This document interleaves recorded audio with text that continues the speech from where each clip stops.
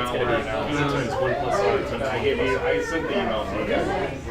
Cool, yeah. Were you like, why was he not a classic student? I was here switching just like malware. Exactly. Which is why the formula for compound times parentheses 1 plus r. Sparkle fingers. It seems like everyone's doing cool and productive things, so I don't want to stop anybody. So if we take 1 plus r and 1, and it's just going to be 1 plus r. If we take 1, I have problems. Everyone's like, Cool. Or make it so that it would P times F. Let's play around in here. how's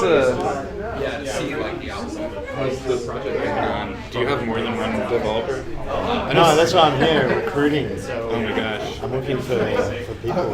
Oh, Involved in a group of projects. Great. And somebody who I recommend some nice introductory stuff.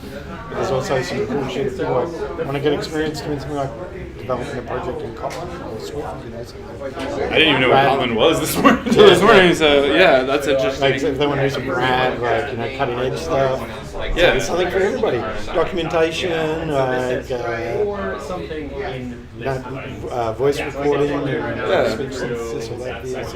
Do you know about the Techno Sapiens? This is goes Zoe. through the loop, it's going to take. Zoe, this is Chris. Hi. Zoe runs like the Techno Sapiens, and I'd let you explain it a little better because I only went to one meeting. Did you just bring it up on me coming? Yeah, just because you showed up. Well, because I went to the meeting, and you're another tech-focused club. Great. Technosapiens is a place to have critical dialogue around technology emerging in society. So, it's kind of just a space to bring in, to have people talking about technology in creative ways. Like next week we're going to talk about transhumanism. And so I think that what is technology? Like what are we actually talking about when we're talking about technology? It's a space for people to come and like teach class or like kind of like talk something. So. Yeah, don't worry, it doesn't. Cool. Yeah. So when are you meeting, or what's the? We meet Mondays 5 to 6:30 in First Hall Classroom 6. If you're interested in meeting on email, I don't know. The transhumanism thing does really interest me. It interests me a lot. But I'm also thinking my Mondays are pretty packed around that time as well. Yeah, we also record the conversations that I have, since it's really interesting, and then just the moment Dropbox access to which, by the way, you said you wanted to be on it, but I never got your email. So. Oh yeah, that's a good thing. I can give that to you now. You might be interested in our recording setup. Yeah. Webcam. Yeah, I love that. My phone is probably It's probably better than my $5 webcam for video, but we did spend some money on our audio, and that's like what we find to be most important. But it's my username. I'll just do you have something to write down real quick? And then, we're very loose. It seems like people are coming in, so now-ish? Or did you want to run and come back or something? Yes. Yeah, there's actually food back there. And I'm giving away a 2-liter of Mountain Dew and some Captain Crunch as prizes. If you can tell me why Captain Crunch is significant. Great. So hey, is everybody here to learn about GNU-e-Ducks, cybersecurity, or computing club? Because we're also just like a holistic computer club. Sorry, Michelle couldn't make it. Does everyone here know Chris? That's a good question. Let's start out with Chris. Oh, yeah. This is Chris, and Chris is developing a really awesome solution to a pretty heavy problem, and I'll let you talk about it. Cool. Hi, everybody. Yeah, I'm Chris. I'm a first-year Evergreens student, although I did some stuff in the summer. I'm really excited to be here. Obviously, I'm not from Olympia. You might have noticed just in my first few utterances there. I'm originally from Australia. I'm from the global south, actually. But this semester, I'm doing computational linguistics. And as sort of a part of that, or an adjunct to that, might seem a little bit not completely linguistics oriented, but I'm working on a project with Zach and Michelle and some hopefully other people around indoor navigation and localization for people with vision impairment. So people who are across the full spectrum of vision impairment all the way through to being fully blind. And the system that we're working on will allow them to navigate around the Evergreen campus just using a smartphone app without needing any extra hardware or additional things. And what we're looking for is people who want to be involved in the project. We've identified some already existing research and some open source code that's helping us basically bootstrap the project so we can get going quickly. But there's a whole bunch of extra additional stuff that we want to do, including QR code recognition and working on speech synthesis and recognition. And it's a really exciting project that I should probably work on a full presentation to bore you with endlessly. But it's got some great opportunities for people wanting to get involved in a computing project, whether it's to improve your skills or to build on your portfolio, or if you're doing computational linguistics, to do it as your project for the semester. And it has some great opportunities if you're experienced. We're looking for people who've got experience in Java to help us with the existing code base. Or if you want to try something new, like working on with a new language like Swift or Kotlin, there's a bunch of greenfields development that we're doing, so new stuff that could be interesting for somebody who's experienced or wants to try something new. Plus we've got some stuff that's all kind of legacy code, both in Java and in Python, that would be suitable for anybody at any level who wants to get in and have a go. In particular, anybody who's good with the Gradle build system, need a little bit of a hand with that. With the existing source code. But also there'll be other opportunities like with documentation, particularly the challenge of developing documentation and project management documentation when working with people with visual impairments, because it's not so easy just to use the tools that we're all normally used to draw nice diagrams. We need to also consider that in the documentation and the way we run the project. That's basically it. If you're interested, we've got a GitHub repo already. It's github.com/InvisiSign, INVISISIGN, InvisiSign. And if you star or follow the repo, then you'll see as we develop it, and you can get involved that way. Send us a pull request, as they say. Thank you very much. Thank you. Thank you. Chris, you always have the best project names. I think what was your name for the summer project that involved cows? How now? How now? Yeah, How it was a now? cow tracker. How now? As y'all are in class with Chris, so you should know. Welcome. You can talk to him. Welcome to GNU-e-Ducks. There's some veterans here. There's some first timers here. This is going to be our introductory talk I put together with some help from our IT staff and different people on campus, different educational resources. And hopefully this will be fun for people who don't have a computer science background but are interested in tech maybe. There's lots of different tech groups on campus that I would encourage you to check out. Technosapiens was a really fun talk with a lot of different people from a lot of different backgrounds. But what we're going to talk about today, but not every day because we do holistic computer stuff, is cybersecurity and how to solve cybercrimes, or how to work with cybercrimes. But first, who are we, who am I, and why should you care? My name's Andrew. I work at the school. I do IT stuff. This club is GNU-e-Ducks. Here's the first cybercrime. Somebody stole this photo and they hosted it and they put this Alme thing on it. And I think that's a crime because I can't seem to get this photo of us without paying some guy in England to remove this. But this is us at our last competition that we all did together on a site. Alex, people who were Isabel, do you guys want to? Yeah, you're actually not there. Do you want to come up and introduce yourselves as veteran members? Isabel, you definitely should. Yeah. Isabel coordinated the club last year, and we wouldn't have even gone to this if it wasn't for Izzy. Who else is Anna? You're in this photo. Get up here. So these are people. You're in this photo. You're right here with your eyes closed. These are people you could ask about the competitions we do. Currently, we're playing Pico CTF and NCL. Again, ask any of these people. You can maybe introduce yourselves. Yeah, go for it. Cool. I'm Isabel. For those of you who don't know me, I graduated in June. This is from when we went to do a international cyber defense, collegiate cyber defense invitational, which was super cool because we got to work with teams that were literally around the world. A lot of them were in Namibia, but also, Namibia. Namibia is not a country. Namibia, which was really cool because you got to like work as if you were a global security firm. That was pretty fun. I enjoyed it. Good little fun summer thing.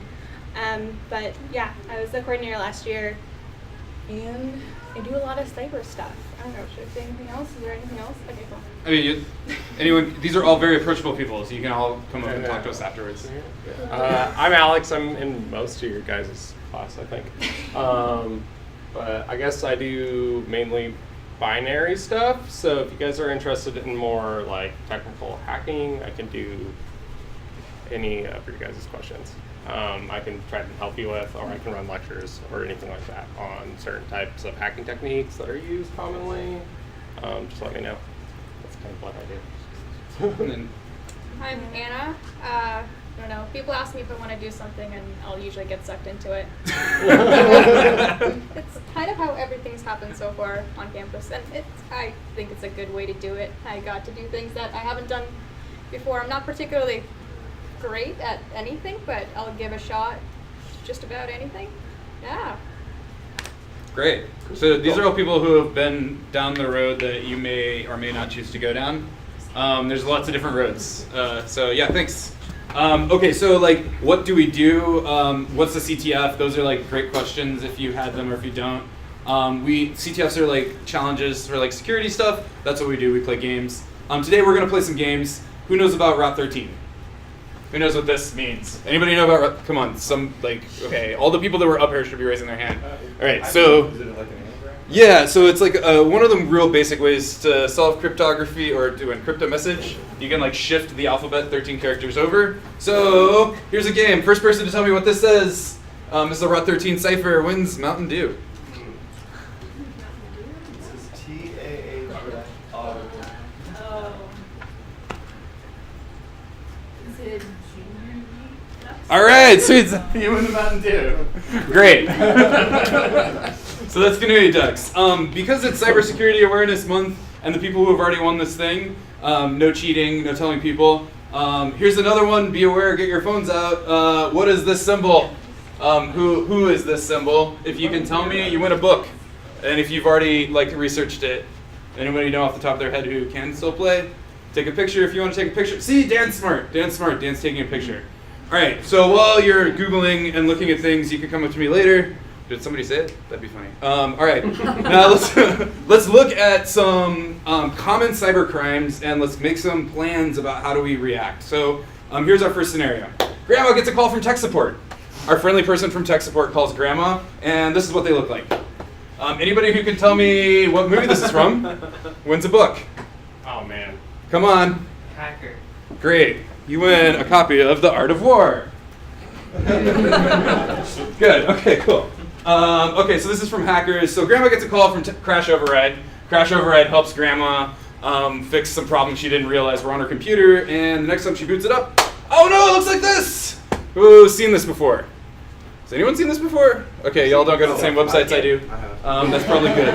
All right, so here's some random data about phishing. It's bad, and ransomware is bad. Everyone knows ransomware is bad. So, what do we do? Make a plan? Do we make a plan? Number one, make a plan. Yes. So how do we help Grandma? What do you want to? What's the first thing you want to do with this screen? This screen. Well, Anyone? find the program that is filling the screen with that. Yes. Figure Figure out. Yes. What? Sorry. Look at the script for the site. Look at the script for the site. Well, okay, that's a It might good not question. be the How did same. Grandma get this malware? Right? How did Grandma get this malware? So maybe should we talk to Grandma? These are all. Yeah. This is the workshop part. So don't be afraid to yell out answers here. Yeah, we could talk to Grandma. Did you install anything weird, Grandma? Yeah, exactly. Yeah, what Grandma happened? into? We want to assess what happened during this tech support call, right? I Now, see. how can we do that? Maybe if we had access to the underlying Windows infrastructure, maybe it only locked her her site. Can we maybe, like, are there ways we can look at her computer to see what happened on her computer? Does anyone know a Windows tool that we might use to look at her computer? Python? Python. That's an interesting thought. Maybe you could use Python. Maybe. Yeah, why not? Does anyone use Event Viewer? Event Viewer, yeah, that's a great diagnostic tool. One of the most important things that I had on my list from making a plan is maybe we should have started volume shadow copy service yesterday. That's not the best advice, is it? But that's what you get every time you go to an IT person. Yeah, exactly. And watch it. What is volume shadow copy service? Oh, that's a great question. What is volume shadow copy service? Does anyone know? Does anyone know what backups are? What kind of backups? Oh, yeah, that's a great question. What Are we talking about like ups, like like an ups machine, or like a backup disk, or? Sure. Yeah. What kind of backups is a great question. Does it make backups of like the events that happen on the system? Mm-hmm. Yeah, and it's actually it's built into Windows, so every Windows sysadmin will know about Volume Shadow Copy Service. It allows you to set a client back to a previous, like it's a restore point, right? Oh, okay. In Windows, there's also like backup solutions like Macrium Reflect or Rollback RX. They're like third-party solutions, so maybe you don't have Windows. We're assuming Grandma has Windows because like she got pwned by tech support. All right, so Grandma's files are encrypted though. So what are we gonna? How do we decrypt Grandma's files? Ask her for the password. Ask her for ask who for the password. My first question is, are they actually encrypted? That's a great question. Yes, they are. Probably at this point. Let's just assume they are. Let's assume the FBI screen of death. Did anyone read the FBI screen of death? Actually, I have a way better phishing email that's a real one. Scary. It's real scary, right? Like we saw you have zoophilia is a word in there. Yeah, that's fun. So has anyone seen Kaspersky decryption tool? Now that's really funny relative to like what's on my back right now. Does anyone trust Kaspersky decryption tool? I don't know. Has anyone heard of nomoreransom.org?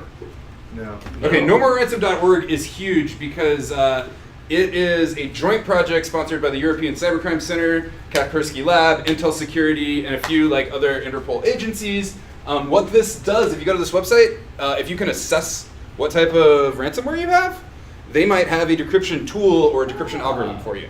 Awesome. So this is all free, .org-ish things. Wait, Mason's not here, but whose first thought is to call the police? Nobody. Okay, Evergreen, great. If your first thought is to call the police, IC3 is the internet complaint. They're like the joint, at least in our country, the joint kind of like internet crimes complaint group. That's where you go if you want to actually contact the FBI. There's plenty of articles of whether or not you should. Now, who likes honeypots? Yeah, okay, great. So maybe, have you seen ransomware using File System Resource Manager? So does anyone know about this? What's a honeypot? That's a great question. Okay, so let's say I'm breaking into a bank, right? And they have a vault, right? And I want to go into the vault because I know there's a bunch of money in the vault. Well, the bank security guy knows this, so what if he like makes a vault door that leads into a pit of alligators? Right? Wouldn't honeypotting someone be like trying to persuade someone by wooing them to distract them? I've heard that as well. Ooh, yeah. Like so like a and sticks. Like dangling a carrot over the pit, but they don't know that's like a pit of death. They don't know it's the pit of death. Exactly. So in security world, like cybersecurity, this kind of stuff, is there actually maybe or do you know where does anyone know where the phrase comes from? I mean, other than it's a pot of honey, I suppose. Yeah, it's like flies to honey, so it's like too flies sweet to resist, but it ends up killing them in the animals. Okay. I was kind of like Winnie the Pooh when he gets like he's trying to get the honey out of a jar. It's Winnie the Pooh. Okay. Okay. Well, maybe I'll explain what this one does. What this one does is it creates a share, like a file share, with a $sign in front of the name, and in Windows that means like this is your root directory, right? So what this file share does is it sits on your network or it sits on your host, and it's basically saying like, ooh, ransomware, encrypt me first.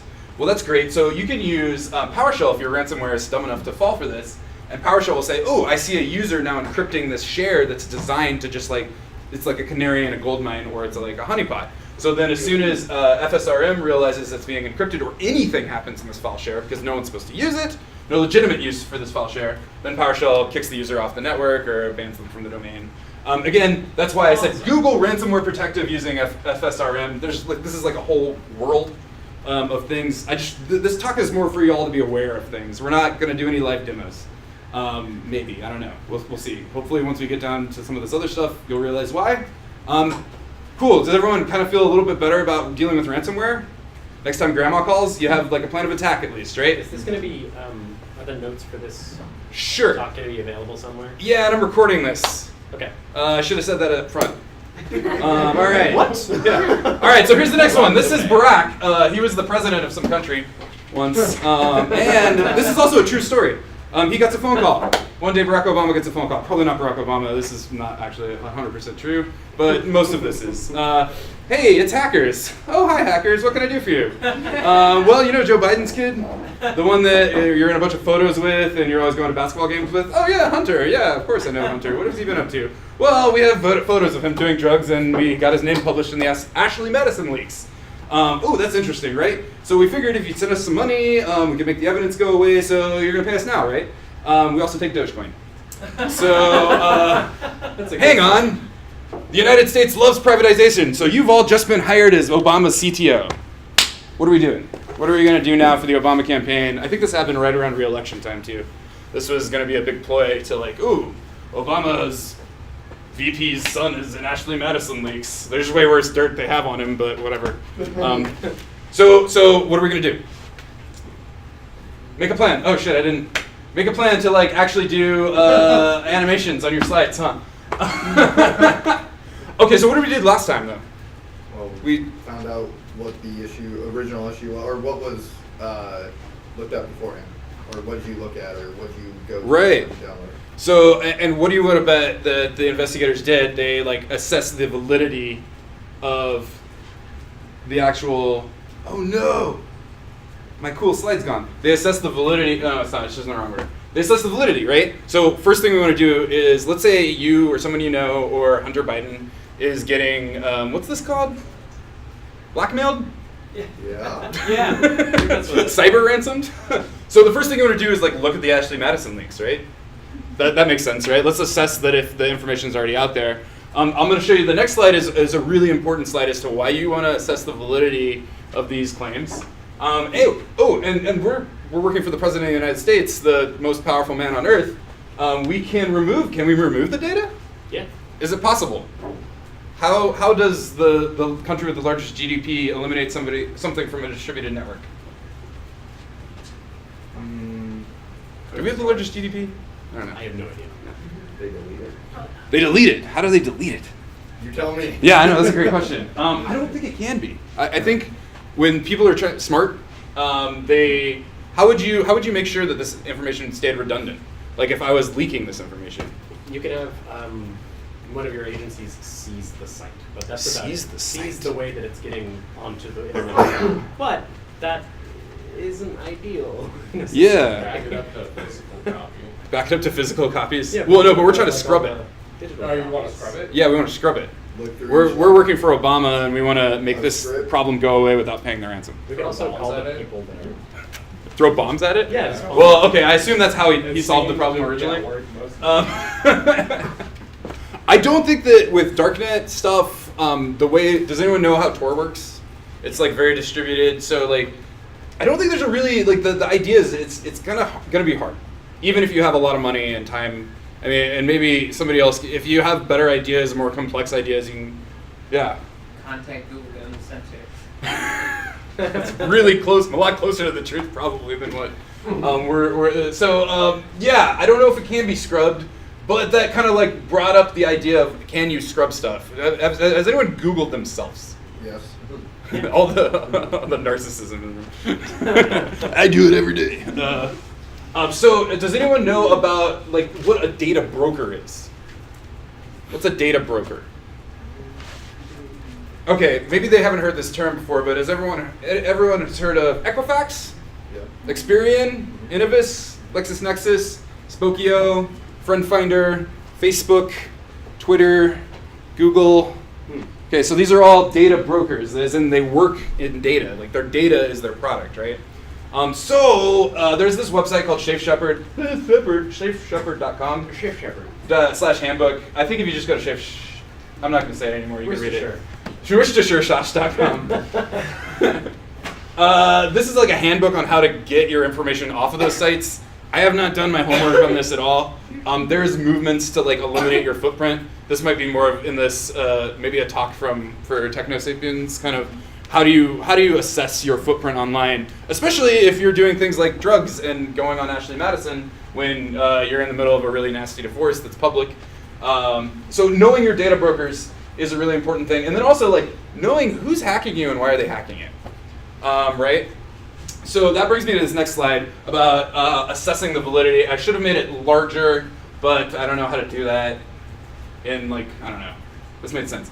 This, what you're looking at here, anybody staff here? Right. So did you get this email yet? This sextortion email? This is actual email that our IT staff forwarded to me with sextortion stuff. Random question. Yeah. What's your last name? I'm not saying that on a recording. But we can talk about that later. It's vital. Yeah, is it vital? Yeah. I'm sure the people who need to know. But yes. Anybody seen this before? Can you all read this, or do you want me to read it for you? You don't know me, and you're thinking, why am I getting this email? Basically, I placed malware on your computer. I saw that you go to these porn sites. It's this like very well-crafted, well-written thing that's like, ooh, we have a little secret, you and I. I know which porn you go to, which adult movies you watch. I have video of you like, and like on the site. I can do like a side-by-side because I'm a super hacker. And if you want to like essentially know, like if you want to assess whether or not I have it, just let me know. I'll send it to 5 of your friends. Which is like the best part at the end, right? Like even like try me, motherfucker. Try me, right? Like, which I love it. I don't know how much this has worked, but this is literally like bouncing around our email servers here at Evergreen. Wow. Yeah, this is a real email that I got from our IT staff, and it comes from Outlook.com. There's ways to spoof these things. So like back to the Obama thing, right? Like, how do we track a hack, right? So anybody who can tell me what SS7 is and related to like phone calls? Anybody heard of SS7? As another name, what does it stand for? You're allowed to answer too. Do you know it? Nobody's heard of SS7 signal? I'm really bad at this. Damn it. There's only one other word now. Okay, so how does caller ID work, right? So this is like a really basic like look at how caller ID works. There's an IAM message, which stands for I am this phone number. Nice. It's part of the IDSN protocol, which is like basically part of your like public switch telephone network. Signal System 7 is huge for hackers, and if you want some really cool hackery tools, I would definitely check out openss7.org for like Linux tools for like basically doing your own SIP hacking, kind of like generating text messages. Just Google SS7 hacks. I guess nobody wins the Captain Crunch. Okay, wait. Why do I have Captain Crunch? To give it to one of us when we win. That's the most accurate answer, but not quite. Crunch dies with Cap. With the whistle? Okay. We're printing it. With the whistle. For the whole scare because of the Captain Crunch. Oh, Yeah, I'm trying desperately to remember the name, but the Getting closer. The Captain Crunch whistle was the same frequency as the phone networks operated on because of tone dialing, so you could use it to get long distance into the codes. Yay me! All right, you win the Captain Crunch. I mean, you were technically not wrong. It's a lesson in my pragmatics here. Okay, so we talked about phone hacking. Does everyone know about SIP? SIP? I can't remember what it stands for off the top of my head. Something protocol, probably. Session initiation protocol. Session initiation protocol. Thank you. That's like how IP phones kind of work. Cisco phones, our phone system is SIP phone system. It's huge. Like phone hacking is still real. I don't have a Kevin Mitnick book. I meant to give away a Kevin Mitnick book on phone hacking, but nobody got Signal System 7 is a thing you need to remember. Nobody got it, so that's perfect. what was the other huge mistake? And somebody touched on this one really quickly. What was the huge mistake these hackers made in picking their target?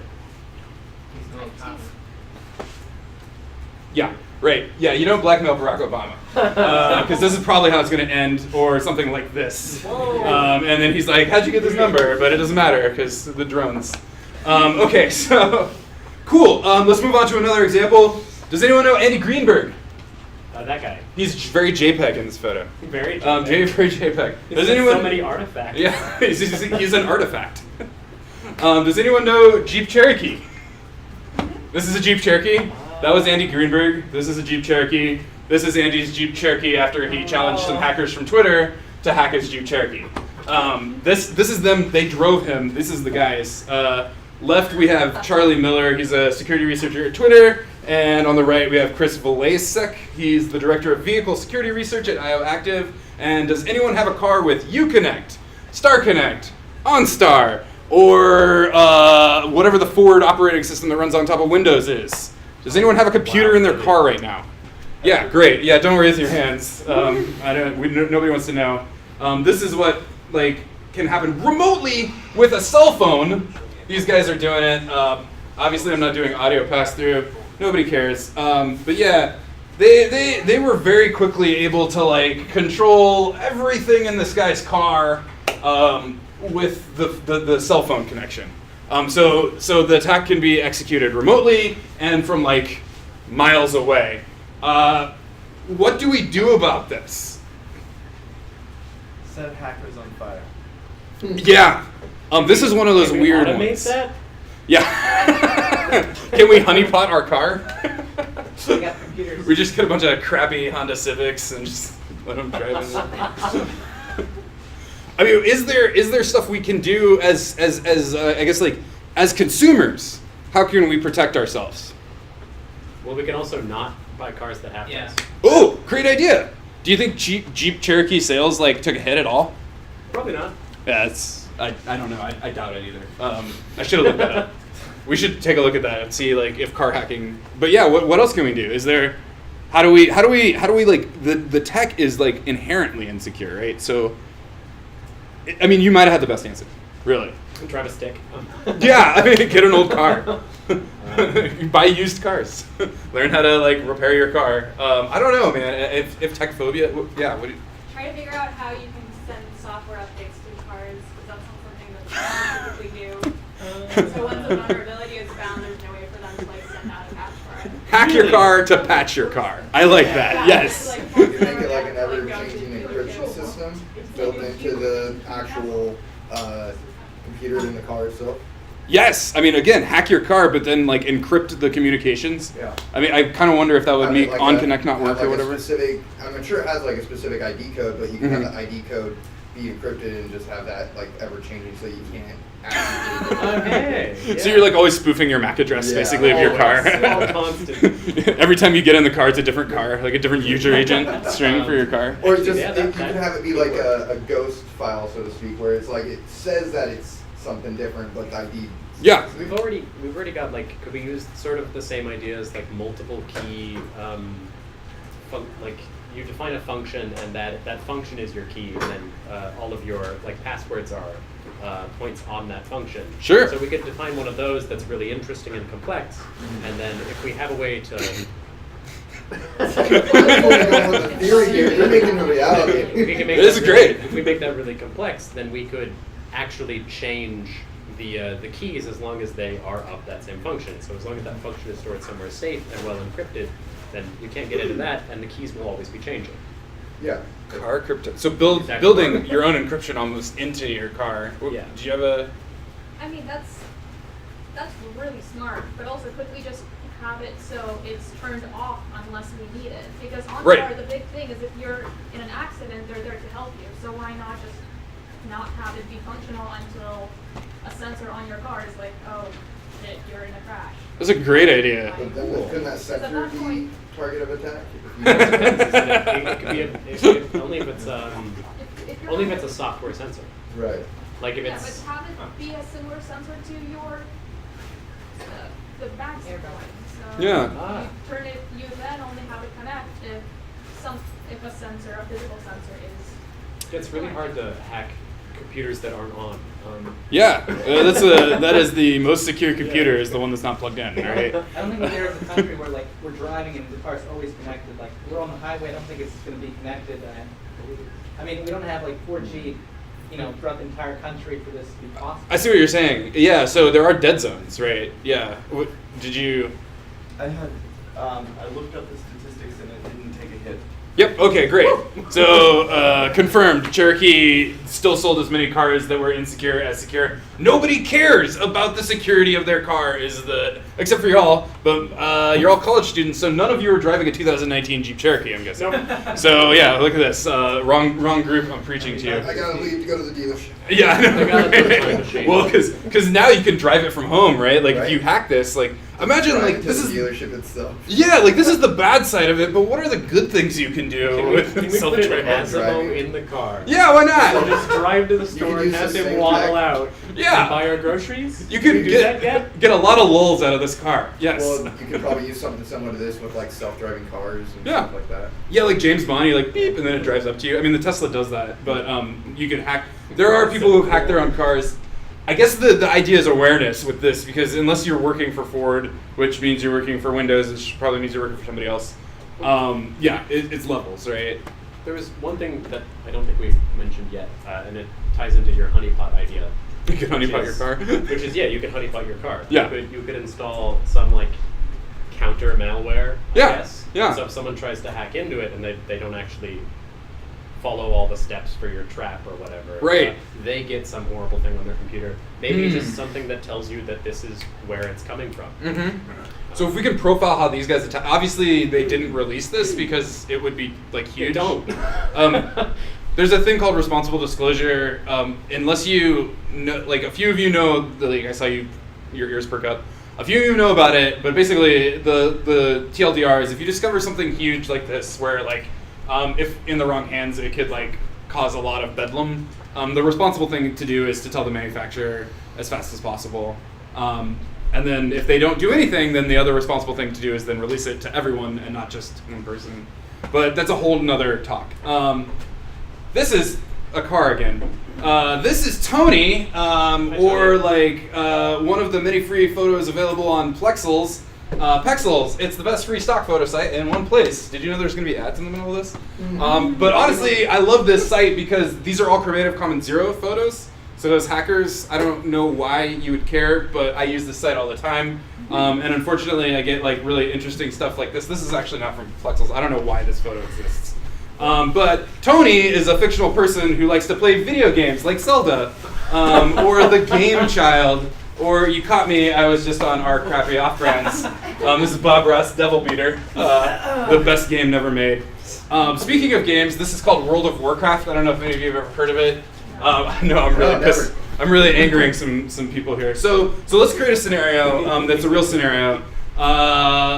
Tony gets an email from Blizzard saying their account has been terminated. Usually you assume it's a phishing scam, but this one looked like a real email. So this is like an actual legitimate email from Blizzard. Their account got terminated. So they read into it and they found out they were buying and selling gold. Anybody play World of Warcraft in here? So you know buying and selling gold for real money is a no-no. If they catch you, they ban you. This is a 6+ year old account, and apparently the account had been hacked. They saw their characters are stripped. So they go to a friend's house. They think their computer has maybe been hacked. They go to a friend's house to like sign back on and change their password and like reclaim their account. Best part is they get this again. They log back in on after they go to their friend's house. They do all this stuff from Blizzard. They've worked with support, and they find they've been pwned again. And this time, somebody started creating characters on their account, like "Thanks for the gold, brah," like taunting them. So again, you're now working at Blizzard. You have all the skills. What do we do? What do we do for our friend Tony here? How did they get the account information? That's exactly. So we assumed that maybe their computer had been compromised, right? Their original computer had somehow been compromised. Maybe their email account had been compromised.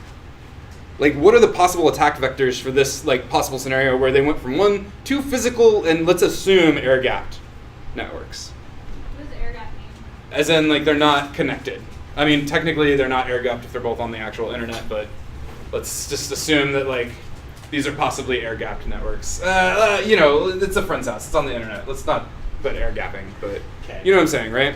So what are the possible attack vectors here? The actual company. Whoa! Blizzard got hacked! Now, do you think Blizzard's ever gonna tell you that that's what happened? No, of course not. If they have to, and if the person who tells them they have to comes down on them, right? But if they don't have to, they're not going to talk about it. But that's the first time anyone's ever suggested that Blizzard. So maybe a database. That was so my first thought, actually. Yeah, when you get into a database, how do you secure passwords so that if somebody gets in, they can't get to them?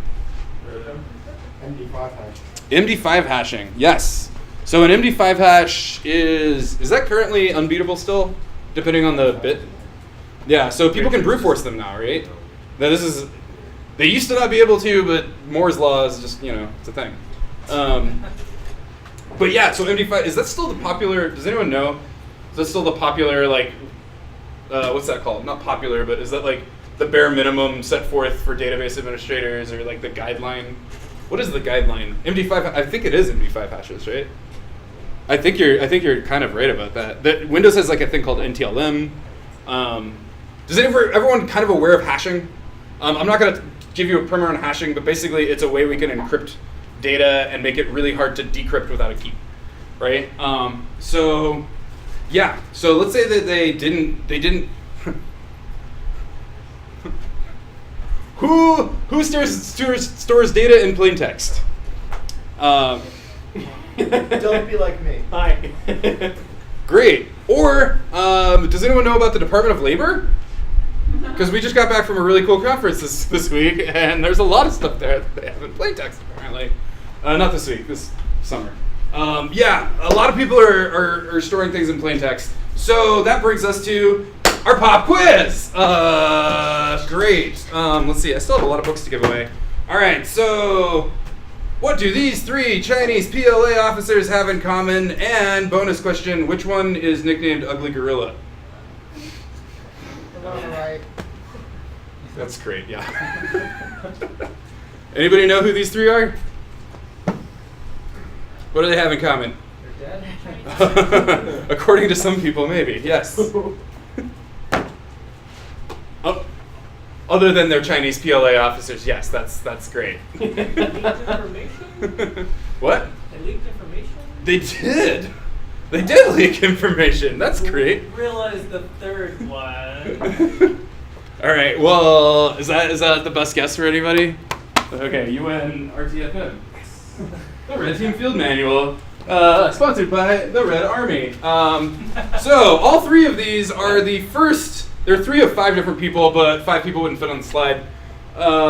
They're the first time. This is the first time, and this is from 2014. So this is Obama administration, I think. This is the first time criminal charges have been filed against a known state actor for hacking. These are 5 people that directed attacks at U.S. nuclear power, metals, and solar production. Essentially, these American companies, or 6 American companies, I don't know if the names have been released. 6 American companies were dealing with some sort of negotiation with state-owned enterprises in China. These 3, who are all like PLA officers, I don't know if you know anything about like the military structure in China, but it's actually like they're not kind of the same way that our government works. So the PLA can work independently of like the other government bodies or even other military bodies, I believe. But these guys in the PLA, they hacked into nuclear power plants and some other like interesting things that we would prefer they didn't. But welcome to America, we privatize everything. So these were private companies here. Not state-run companies, so that's why the FBI wants to talk to them. But yeah, the FBI can't get them because they're Chinese military officers. But they get to sit on the front of our Cybercrime WCC list. So I just honestly, this is only in the talk because Ugly Gorilla and Wang Dong is like, I don't know, this guy is just like got the best names ever. I also like how all of the information is in the ancients alphabet. Yeah, I think it's in the alphabet of Jipping. But yeah, so these guys are interesting. They're not the only ones now. Now most of the top of the WCC crimes are like, we want Iranians, we want Russians. We have this weird intersection of privatization and like state-run things, and it's kind of getting intermeshed here. So when we get hacked now, this isn't a CIA thing, this isn't a DoD thing. Now, because they've hit private businesses, the FBI wants to talk to them. Okay, so here's another scenario. This is my friend Jay. Jay's been lonely his entire life, but he's also my best friend. He's always had trouble making friends that aren't hackers, but that's all of us, so we're all friends with Jay. You finally convinced Jay to try Match.com. Jay meets Lucy, and they hit it off. They've got a lot in common. Mostly, they both enjoy like the flavors of the Northwest, salmon specifically. They're kind of weird. They like climbing trees, going on adventures, spending like time outdoors. But then on rainy days, they could both just like stare out windows and like stare at the rain. They're really hitting it off, but they haven't met in person, Jay and Lucy. But it seems like our friend Lucy has like convinced Jay to start sending money on her. And some of the money is going to like, what is this, like a Lagine Tupier, like fancy like diamonds and jewelries, gold-studded collars and rings and things, and like, an Alaska Gold seafood subscription, because they both like salmon. So can we guess who Lucy is? She is a fisher, but what kind of fisher? Cat fisher, right? Okay, perfect. A fisher, you got it. You went Art of War. This is a picture of Lucy. That's not mine. That belongs. You said cat fisher. But they said cat. Okay. So what do you do with a cat fisher? You give him a pet. Alright. You boop their snoot. Yeah, you boop their snoot. An adorable pet right now. Look at that delightful pet. You bring him in and you boop that snoot, right? Okay, so let's talk about maybe a different type of catfishing that happened. All right, who can tell me who John Podesta is? Please. What? Who's head of the DNC? Right, you win this book, Hacking Politics. John Podesta, head of the DNC, also got a really awesome email. And do you know, does anyone know about, everyone knows what the DNC is? For all of our friends from other countries. It's the Democratic National Convention? Caucus?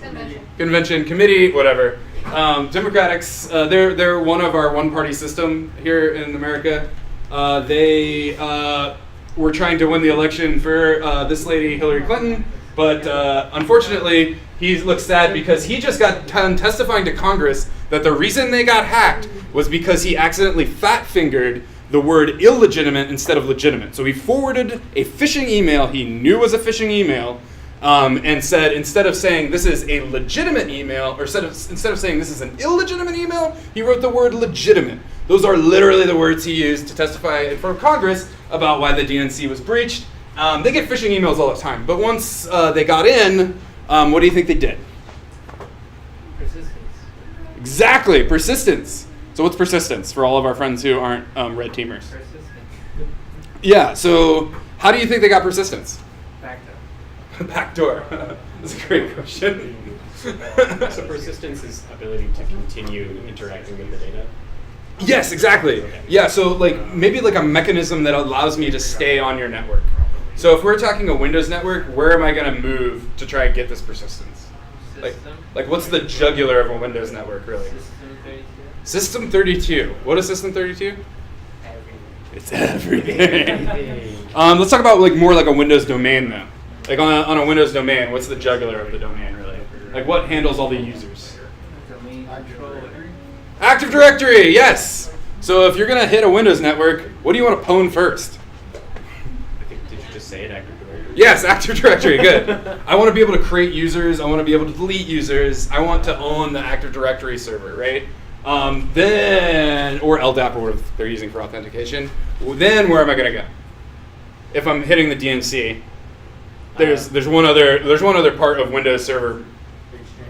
Exchange, yes, I'm gonna hit the mail server because that's what I'm after, right? So the first thing they did was they got in, they used some sort of rat that I'm pretty sure John Podesta clicked on, and then they had pwned his computer. They moved laterally to pwn the Windows Server 2012 that they were using. That Hillary was just like, I don't know, like the DNC just like had set up. They skimped on IT. They really skimped on IT, and they skimped on security. Speaking of who skimps on IT and security, who knows who Amy Pascal is? Oh. Can anyone guess where Amy Pascal used to work? All right, good. Well, I don't have any more books or any more Captain Crunch. All right, great. There's no more prizes. So, Amy Pascal, one of my favorite stories. I should have gotten fired much sooner from Sony.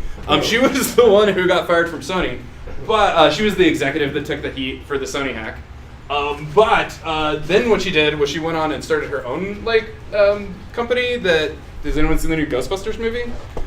Yeah, she makes way more money now as an independent producer than she did as an executive for Sony. And this is her talking about it a few years later, being like, oh dude, this was a blessing. She hated working at Sony. She honestly had very little to do with choosing the IT infrastructure. She was just the one that they chopped off, right? So how did, what was the group, does anyone know the name of the group that took responsibility?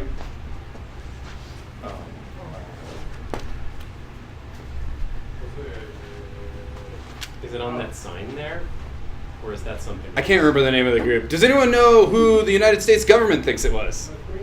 North Korea, yeah! So actually, if you go look at our friend Wang Dong, his picture is next to a few North Koreans pictures who are wanted in relation to this. So, how do you think they got in? They dropped a USB stick in the parking lot. Way cooler, but what did you say? They walked right in. Look at this building. This is your attack surface. How do you get into this building? I would dress like a movie star. Or more importantly, I think they dress like janitors. Right. And then, how much do you think they pay their janitorial staff in Sony Pictures? Well, it depends on what kind of era. Well, during the hack, how much do you think these janitors were paid? Slightly above minimum wage. Slightly above? That's optimistic. No, exactly at, and not a penny more. Minimum. Probably minimum wage. Yes, they were paid minimum wage, if not less, because some of them weren't even I'm sure there was plenty of corporate cost cutting that happened. But that is an advantage to the people who attack Sony because they just literally paid these people. They paid for credentials, they paid IT staff. They don't even pay their IT staff well. This is if you walk away from this talk with anything, it's that taking care of your people and taking care of the people who are securing your infrastructure is probably the number one thing you can do to make your infrastructure better.